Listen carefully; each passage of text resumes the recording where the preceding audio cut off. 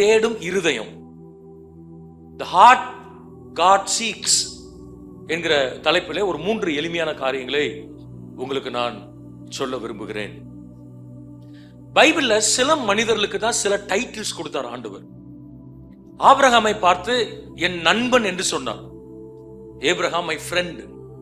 புதிய ஏற்பாட்டுல சீஷர்கள் எல்லாரையும் பார்த்து சொன்னாரு, நீங்கள் இனிமே நான் உங்களை என்னுடைய சீஷர்கள் என்று நான் சொல்ல போகிறதில்லை, உங்களை சிநேகிதன் என்று அழைக்கிறேன்.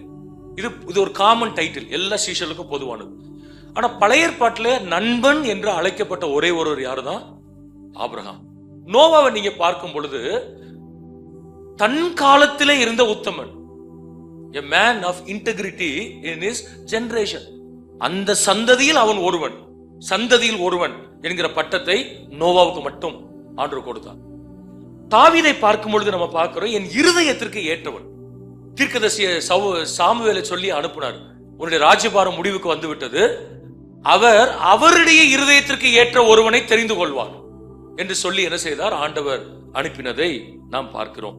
இந்த இருதயத்திற்கு ஏற்றவளாக இருக்கிற கிருபைகளை இந்த மாதம் நம்ம ஆண்டவரிடத்துல கேட்டு நம்ம என்ன செய்ய வேண்டும்?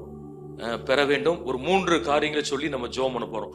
3 எளிமையான வார்த்தைகள். 1 சாமுவேல் 17ஆம் அதிகாரத்தின் நேராக நீங்கள் திருப்பி வைத்துக் கொள்ளுங்கள். 26வது வசனத்தை வாசிக்க போகிறோம். 1 Samuel chapter 17 verse 26. அப்பொழுது தாவீது தன் அண்டையிலே நிற்கிறவர்களை பார்த்து, இந்த பெலிசனை கொன்று இஸ்ரவேலுக்கு நேரிட்ட நிந்தையை நீக்குகிறவனுக்கு என்ன செய்யப்படும்? ஜீவனுள்ள தேவனுடைய சேனைகளை நிந்திக்கிறதுக்கு விருத்த சேதனம் இல்லாத இந்த பெலிசன் எம்மாத்திரம் என்றான். ஜீவனுள்ள தேவனுடைய சேனைகளை நிந்திக்கிறதற்கு விருத்த சேதனம் இல்லாத இந்த பெலிஸ்தன் எம்மாத்திரம் என்றான் என்று என்ன செய்யப்பட்டிருக்கிறது? சொல்லப்பட்டிருக்கிறது. முதலாவது நான் சொல்ல வருகிற ஒரு வார்த்தை பெர்ஸ்பெக்டிவ், பார்வை. பார்வை. தாவீது ஆண்டவர் பார்க்கிற பார்வையில் பார்த்தார். அதான் நம்ம கற்றுக்கொள்கிற முதலாவது காரியம். David had seen situations through God's eyes.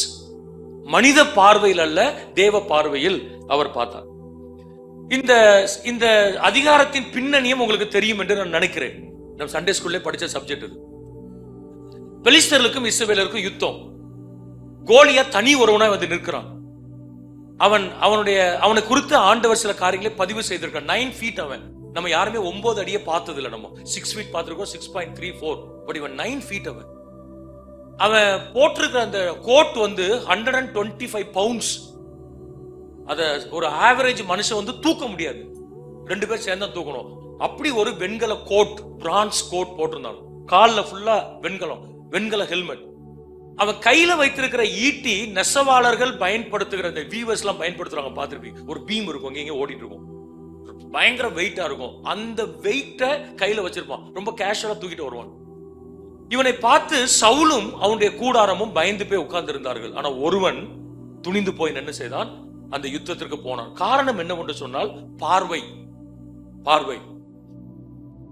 வந்து நிற்கிற அந்த மனுஷனை கண்டீர்களா? இதுதான் அங்க இருக்கிற அவ்வளவு பேரும் பேசினது. டெய்லி கோலியாத் வருவான், சேலஞ்ச் பண்ணுவான்.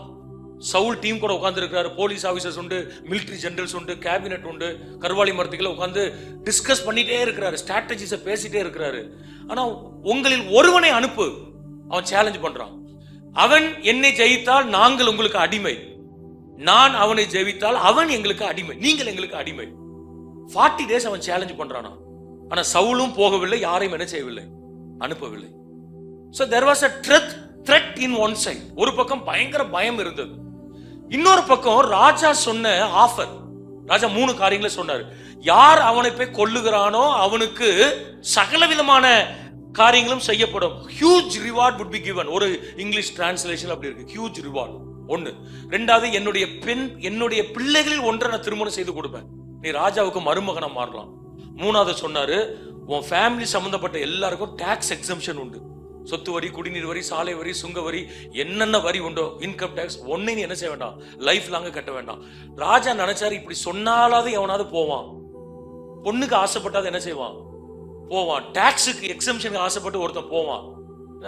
Huge reward. ராஜா கொடுத்தானா சும்மா கொஞ்சம் கொடுக்க மாட்டாரு, அள்ளி கொடுப்பாரு.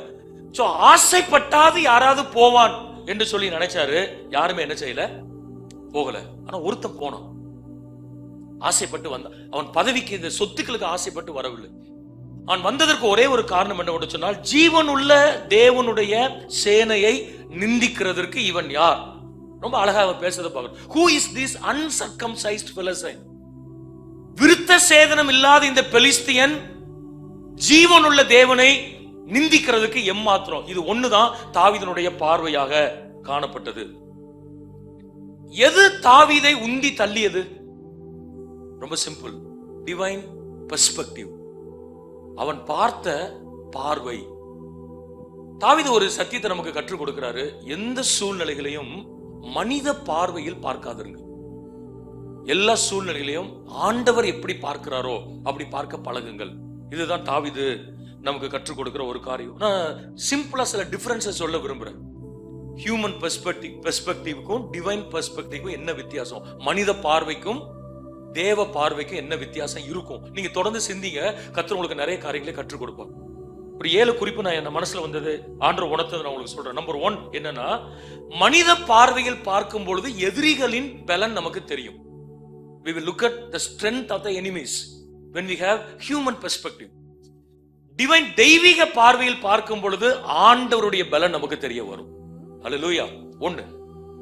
மனித பார்வையில் பார்க்கும் பொழுது எதிர்மறையா பேசுவோம். We'll speak negatively.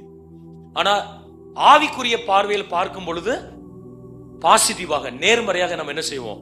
பேசுவோம். மனித பார்வையில் பார்க்கும் பொழுது ராஜா கொடுத்த பரிசுகளும் பலன்களும் பெருசாக தெரியும். We will talk about rewards and praises. ஆனா ஆண்டவருடைய பார்வையில அவைகளை பிரதானப்படுத்த மாட்டோம். தாவீதுக்கு சவுல் சொன்ன மாதிரி பெண் கொடுக்கல. பைபிள் ஆண்டவர் ரெக்கார்ட் பண்ணிருக்காரு. மேராப் அவனுக்கு கொடுக்கப்பட வேண்டிய நேரம் வந்த பொழுது அவள் வேறு ஒருவனுக்கு கொடுக்கப்பட்டாள் அப்படின்னு ரெக்கார்ட் பண்ணி வச்சிருக்கிறார். அப்படின்னு சவுல் ஏமாத்தினாரு. தாவீது போய் ஃபைட் பண்ணல. ஏன் ஃபைட் பண்ணல? அவர் அதை மைண்ட் பண்ணவே இல்லை. உன் பெண்ணிற்காகவோ நீ கொடுக்கிற பரிசுக்காகவோ நான் கோலியாத்தோட சண்டை போட போகவில்லை. அவன் என் ஆண்டவரை நிந்தித்தான் என்கிற ஒரே காரியத்துக்காக நான் சண்டை போட போயிருக்கிறேன். ஒரு ஆமீன், கரங்களுக்கு ஆமீன் சொல்லி சொல்லலாமா? மனித பார்வை நமக்கு பயங்களையும் குழப்பங்களையும் உண்டாக்கும். It will create chaos and confusions. ஆனா தேவ பார்வை தைரியத்தையும் வாஞ்சையும் நமக்கு என்ன செய்ய வரும்? கொண்டு வரும். மனித பார்வையிலே நாம் செயல்பட மாட்டோம். We will take no actions. ஆனா தேவ பார்வையில தீவிரமாக செயல்படுகிற கிருபைகளை கர்த்தர் நமக்கு தருவார். மனித பார்வையிலே நம்முடைய அடையாளங்களை தொலைப்போம். சவுலுக்கு அடையாளம் தொலைஞ்சிச்சு. அவன் ஆண்டவரால் தெரிந்தெடுக்கப்பட்டவன்கிற அடையாளத்தை கூட மறந்தாலும், நான் ஒரு ராஜா, நான் ஒரு கிங், நான் என்னோட டெரிட்டரியில என்னனாலும் நான் செய்யலாம் அப்படிங்கிற அந்த பேசிக் கூட அவனுக்கு என்ன செய்ய முடியல, ஞாபகத்தில் வைத்துக் கொள்ள முடியாத அளவுக்கு பயந்து போய் ஒரு கோலையை போல மரத்துக்கு கீழே உட்கார்ந்து இருக்கிறான். ஆனால் எப்பொழுதெல்லாம் தேவ பார்வை இருக்கிறதோ அப்பொழுதெல்லாம் அடையாளங்களை கர்த்தர் நமக்கு ஞாபகப்படுத்திக் கொண்டே இருப்பார். நம்முடைய அடையாளம் ஜாதியோ படிப்போ பதவியோ சொத்தோ கிடையாது. நம்முடைய அடையாளம் ஆண்டவராகிய இயேசு கிறிஸ்து. எத்தனை பேர் விசுவாசிக்கிறார்? அவருடைய இரத்தத்தினால் கழுவப்பட்ட என்ற அடையாளத்தை கர்த்தர் நமக்கு கொடுத்திருக்கிறார். நாம் மனித பார்வையில் பார்க்கும் பொழுது தோல்வி அடைவோம். தேவ பார்வையில பார்க்கும் பொழுது ஜெயிக்கிற கிருபைகளை கர்த்தர் நமக்கு தருவார். சோ ரொம்ப சிம்பிள் பிரின்சிபல் தான் ஆண்டவர் நமக்கு சொல்லுகிறது. Have spiritual perspective. ஆவிக்குரிய பார்வையை நீங்கள் பெற்றுக் கொள்ளுங்கள். கரங்களுக்கு ஆமீன் சொல்லி சொல்லுவோம். ஆண்டவர் ஒரு நாள் சொன்னாரு, கப்பல்ல ஏத்தி எல்லாரும் சீஷர்ல கூட்டு போகும்போது அக்கறைக்கு போவோம் மாறுங்கன்னு சொன்னார். அது மட்டும் தான் சொன்னாரு. வழி உங்களுக்கு ஸ்மூத் செயிலிங்கா இருக்குன்னு சொல்லல. அலைகள் வரும், பிரச்சனை வரும், கப்பல் கவிழும். ஏன்னா கப்பல்னாலே எப்படிதானே, ஜாஷுவா பிரதர் தெரியும் நல்லா. கப்பல் ஹைவேஸ்ல போல சீல போகுது. அதனால எப்படிதான் இருக்கும்? ரஃபா தான் இருக்கும். பிளைட்ல போனா டர்புலன்ஸ் வரும். ஏன்னா அது மேகத்துக்குள்ள போகுது. ட்ராக்ல போற ட்ரெயினுக்கு சவுண்ட் வரும், கடகடன்னு சவுண்ட் வரும். எந்த கோச்சில் உட்கார்ந்து இருந்தாலும் அந்த சவுண்ட் என்ன செய்யும்? கேட்க. ஏன்னா அந்த ட்ராக்ல ஸ்பீடா என்ன செஞ்சிட்டு இருக்கு, போயிட்டு இருக்கு. சோ வாழ்க்கையில போகும் பொழுது பிரச்சனை வரும். there will be challenges. எனக்கு சவாலே இல்லைன்னு சொல்ல முடியாது. உங்க வீட்டுல சேலஞ்ச் உண்டு, சர்ச்சில் சேலஞ்ச் உண்டு, உங்க ஒர்க் பிளேஸ்ல சேலஞ்ச் உண்டு, ஸ்பிரிச்சுவல் லைஃப்ல சேலஞ்ச் உண்டு. ஆனா ஆண்டவர் சொன்னாரு, அக்கறைக்கு போவோம் பாருங்கள் என்று சொல்லி சொன்னாரு. தூங்கிட்டாரு. எல்லாரும் பெரிய அலை வந்தது, படகு கவிழ போச்சு. என்ன பண்ணாங்க? எவனாவது ஒருத்தன் சொல்லி இருக்கணும், பயப்படாதீங்க. அவர் படகுல ஏறும்போது என்ன சொல்லி ஏத்தினார்? நம்மள அக்கறைக்கு கொண்டு போவாரு. இந்த படகு அப்படி தலைகீழ கவிழ்ந்தாலும் நம்மளை தூக்கிட்டாவது கொண்டு போய் அக்கறையில போடுவாரு. ஏன்னா அவர் சொன்ன சொல்லி என்ன செய்ய மாட்டாரு, தவற மாட்டாரு அப்படின்னு சொல்லி ஒருத்தராவது சொல்லி இருக்கணும். ஆனா ஒருத்தர் கூட சொல்லல. எல்லாரும் என்ன பண்றாங்க, அவரை போய் எழுப்பு. அவரே பாவம் ரொம்ப எப்பமாதான் தூங்குவாரு. அவர் அவ்வளவு பிஸியான ஆளு, டயர்டா தூங்கி இருக்கிறாரு. அவரை போய் எழுப்புறான். என்ன இப்ப ஆண்டவருக்கு அலைய விட இவரை எழுப்புனதான் எரிச்சல். என்னடா தூங்க கூட விட மாட்டீங்களா மனுஷனை? உடனே எந்திரிச்சு என்ன பண்ணாரு, ஒரு வார்த்தை தான் சொன்னாரு, இறையாதே. என்னாச்சு, அப்படி மாறிச்சு.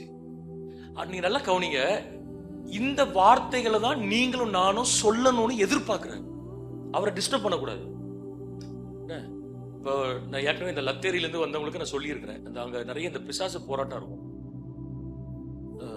அடிக்கடி வரும், டெலிவரன்ஸ் ஆகும், சர்ச்சுக்கு கொண்டு வாங்கன்னு சொல்லுவோம், கொண்டு வருவாங்க, பாஸ்டர்ஸ் யாராவது அனுப்புவோம். அஸ்வின்லாம் அப்படி போய் போய் எக்ஸ்பர்ட்டே ஆயிட்டாரு டெலிவரன்ஸ்ல. போனான்னா பிசாசு வரட்டம் வரமாட்டாரு. பால் யாரா ஒருத்தர், நிர்மல் யாரா ஒருத்தர் போய் ஏதாவது பண்ணிட்டு வருவோம். ஆனா நான் எங்கேயாவது இருப்பேன், எனக்கு ஃபோன் வரும், பாஸ்டர் மாதிரி யாராவது அனுப்புறோம். சம்டைம்ஸ் நான் போயிருக்கிறேன். இப்போ ஒரு நாள் அவங்கள்ட்ட சொன்னேன், சிஸ்டர் சரஸ்வதி ஃபர்ஸ்ட் சீரிஸ் வந்தாங்களா, அவங்கள்ட்ட சொன்னேன், இனிமே லத்தேரியில் யாருக்காவது பேய் பிடிச்சா எங்களுக்கு ஃபோன் பண்ணக்கூடாது. ஒரு டைம்ல யாருமே, நாங்க எல்லாரும் கான்ஃபரன்ஸ் வந்தா யாருமே அனுப்ப முடியல. யாரையாவது அனுப்புங்க பாஸ்டர், பாஸ்டர்ஸ் எல்லாம் மீட்டிங்ல இருக்கும், லீடர்ஸையாவது அனுப்புங்க. நான் தான் சொன்னேன், பேய் வந்து பாஸ்டர் அனுப்பு லீடர் அனுப்புன்னு சொல்லாது. பேய்க்கு வந்து இயேசுன்னு சொன்னா போகும், நீங்க சொன்னாலும் போகும், நான் சொன்னாலும் போகும். அப்புறம் எதுக்கு எங்களை சொல்ல சொல்றீங்க?